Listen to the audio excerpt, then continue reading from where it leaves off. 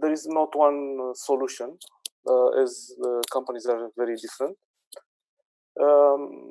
Maybe it's good to frame it, to have a framing for this period, and at least for us as investors, it's very good to help our companies to understand the framework that looks like you have to be in business in order to grow your business.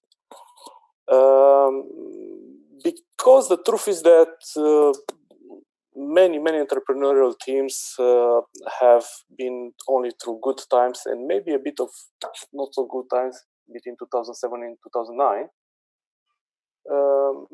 and they didn't see it, and they didn't have the opportunity to learn how to act in such a context. Now, is it the topic with cockroaches versus unicorns? Well, just to put it simple, related to these very words, cockroach startup for us is more about culture of the startup and maybe about the phase, which is earlier, right?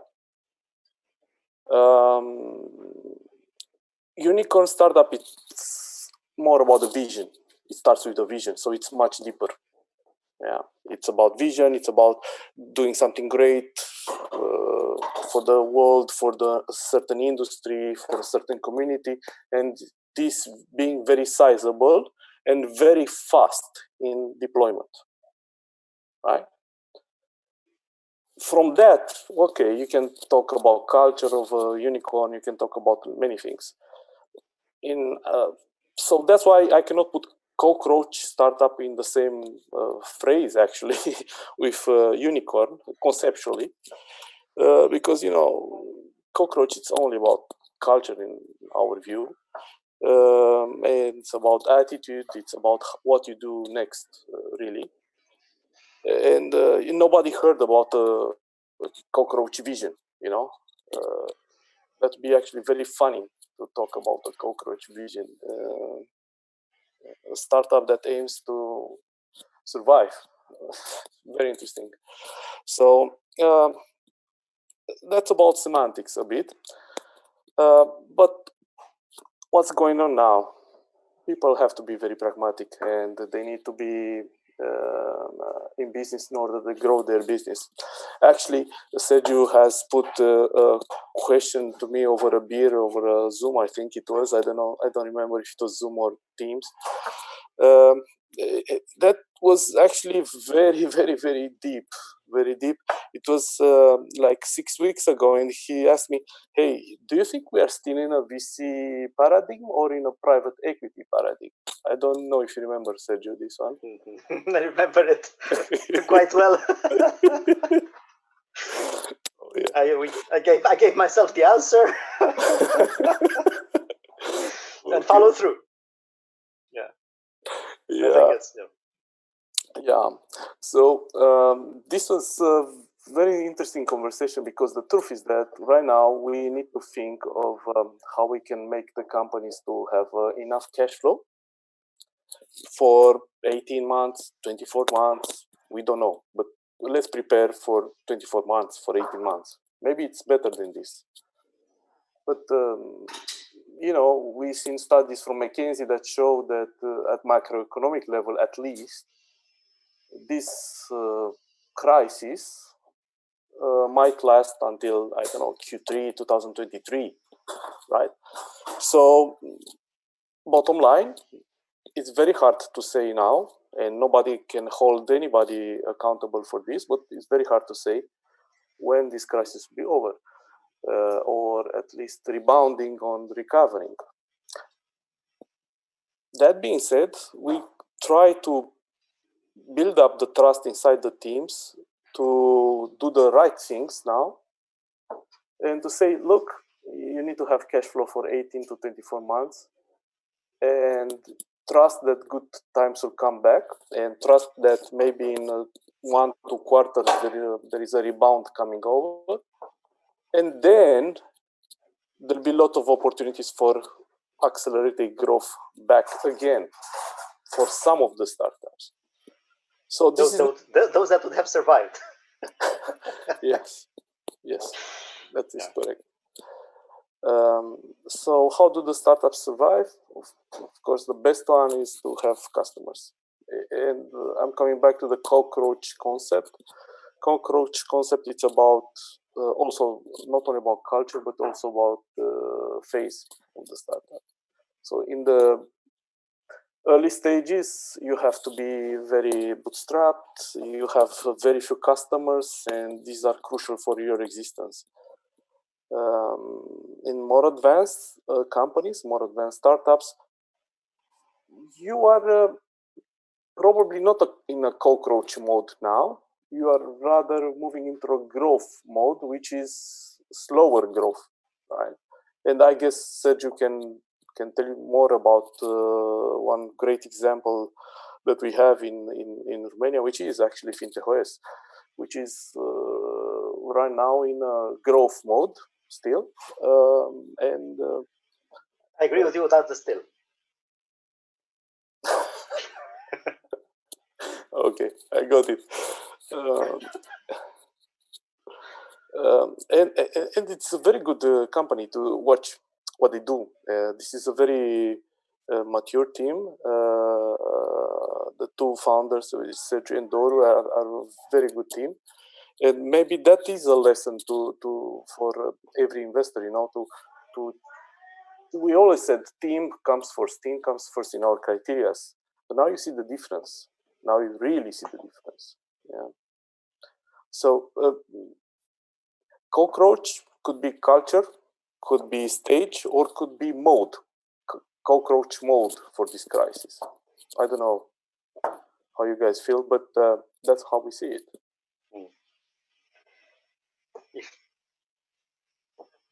If I may jump in and take up if you're more of a startup view on what is happening.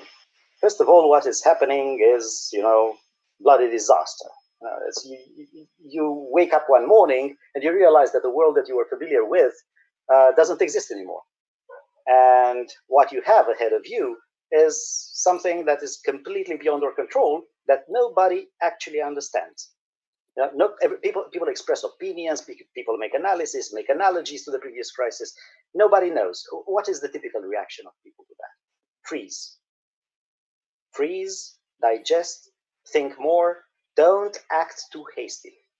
This is what is natural in the mind of people. And guess what? Investors like Dan here are people.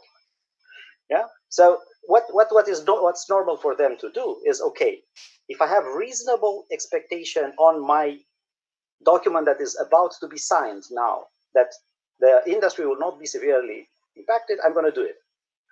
On the next investments that I'm negotiating, I'm going to take a bit of time to understand the fundamentals, to understand what is happening. So in fact, this depends on each investor, how much money they have to deploy also, and if they are under pressure to deploy money, or under pressure or under no pressure and they can hold.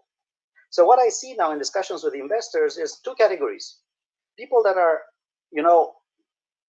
participating in conversations to learn more about what is happening, but without the intention of making a step, or if they would be making steps, they would be making steps very slowly. And people that are absolutely poised to invest very fast in some things that they expect to be hugely accelerated by the social distancing paradigm that we're going to see for a while, irrespective of what is happening. So coming back to are we cockroaches or unicorns? I accidentally landed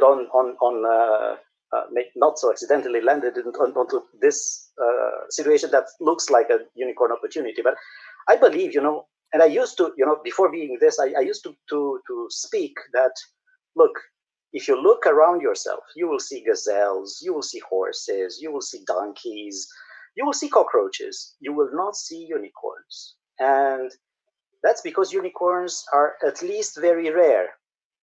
So I don't think if you're a startup in a very, very early stage, and you can actually look at the unicorn model, you have at least to start looking like a horse that is running damn fast, winning competitions, and has a bump on the forehead, to start thinking, maybe this bump is something and it's going to grow. Yeah. But until then, you have a business to run, and the business has to be alive. And the business has to be able to run in the next competition. So it has to be properly fed and properly trained. So you have to put yourself into a situation where business, in the hard times, will have to survive until the next moment when you can, I don't know, get to change the menu and stop eating grass and start eating fire and growing to the next stage. And this is unfortunately about dealing in the current situation with multiple scenarios. So I would say normally you're running a startup. So you're looking at maybe one positive scenario, one negative scenario, and you expect that everything will be somewhere in between the two. But in these circumstances, currently, what you have to do, you have to look at multiple scenarios, not only in terms of money, how much money you're going to make, and therefore be more conservative in planning resources and so on. But you also have to look at different scenarios in terms of what you do with your product. Because there may be opportunities out there that have not been so strong 6 months ago, and pivoting now would land you on a much better opportunity than the one that you have started from. Yeah, especially if your original business model is at massive risk because the underlying industry that you're serving with your technology is in a bad shape. Yeah. So this is not gonna. I don't want to take more time, but I think this is the essence of you having to reinvent yourself and deal with multiple scenarios and try to be a living organism that will survive well enough and strive well enough over the next 6 months in order to potentially jump from there and become a unicorn. There's much coming from your experience, either from your experience as an investor, and you both share this role, and also from the experience of you, the founders of fast-growing companies. So if you want to spend just a couple of minutes more until we take this to the end. Thanks once again for sharing your insights on this. To the founders out there or to the investors out there in how to tackle the next months, probably the next years, if the scenarios are that this is going to take longer and the ripple effects of it are going to last until the next year and the forthcoming years. Is there something that you want to say on this from your side and from the worlds that better, investor side, founder side, both working in this sphere of technology and fast-growing technology companies? I would leave the next few minutes on this before we get close to the end of the fireside chat. And thank you once again for debating more and discussing more on the theme and on the larger theme of how tech startups could or should grow next. Thank you. For me, it's a simple algorithm. Do you have a technology where the demand will be accelerated in a social distancing universe? If so, accelerate. Find the resources as fast as possible and accelerate. Do you have a startup that is massively hit by the social distancing and the decline of certain industries where the decline is not going to recover to 100% anytime soon?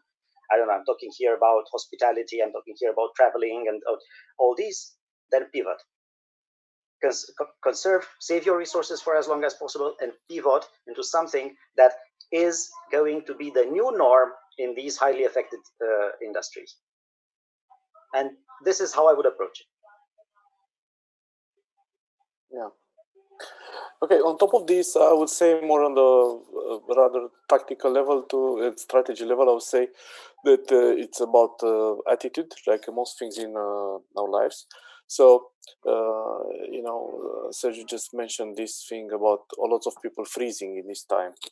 The truth is that you cannot afford to freeze. If you're running a startup and you're a founder, the most important resource you have is time.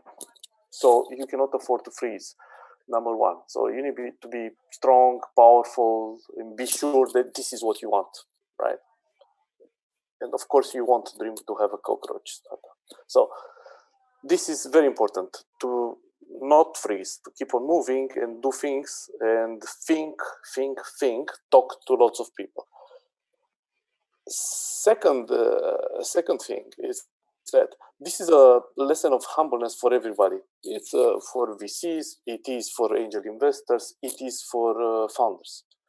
So each one of these actors or typical actors in the ecosystem will be a bit changed after all this. So you guys, the startups, will probably need to think a few things differently in a more humble way, saying like, look, this is what we need to do now. This is how this is gonna grow as an opportunity in the business, and not waste time on the way you finance the company. It's better to finance it now or as soon as possible, rather than finance it in 1 year. It might be that in 1 year, we actually had this conversation a few weeks ago. In 1 year, it will be not so easy to finance startups. We don't know. We don't know. This is reality. Okay, so humbleness is the second thing. It's about attitude. And be sure that on the other side, also angel investors have their lessons of humbleness. Be sure that VCs have their lessons of humbleness. I can give you one example of lessons of humbleness of VCs. Right now, in San Francisco, after the last cohort of Y Combinator, the only startups that raised money, which were only 55, by the way, is a very interesting factor. They succeeded in raising in a few weeks after the demo day, not on the demo day, and syndicated, which means the lesson of humbleness for VCs were like, oh, I don't want now 15, 20% of this company. I prefer to syndicate with other VCs and have a collection really, of very deep pockets to sustain this company if this company needs extra cash for whatever reason. You know, it's a huge opportunity and it needs to accelerate, needs better financing. Whoa, there is a larger consortium of VCs that can do that very fast. It's also about distributing the risk among them, right? So I can give you just this example of how humbleness started to work in this ecosystem. Humbleness started to work also on the startup and entrepreneurial teams, and some of them basically succeeded in raising rounds from Y Combinator, after Y Combinator, at 50% discount from what they expected just 3-4 weeks before that. So humbleness is absolutely important in this period. It doesn't mean bend down your courage. It doesn't mean bend down your negotiation skills. No, it doesn't mean that. It means that you do what's the best for the company. And if you need financing, you need to hurry and do it, and be very pragmatic about it. Right? I think these are too important about attitude. About vision, I think is that none of us that are in this ecosystem are here because we want to make a salary or something. So about vision, we need to have these very nice dreams that turn then into businesses that can grow. So we need not to stop doing that, right? And not to look for only the easy way, right? We need to look for the right way, even if it is hard, right? Thank you for the perseverance and the courage to do something that nobody did before, because this is what the essence of a startup is. Please be remembered that these are times of turbulence, and turbulences are times when rankings change. These are best times to start something because there are new markets being opened.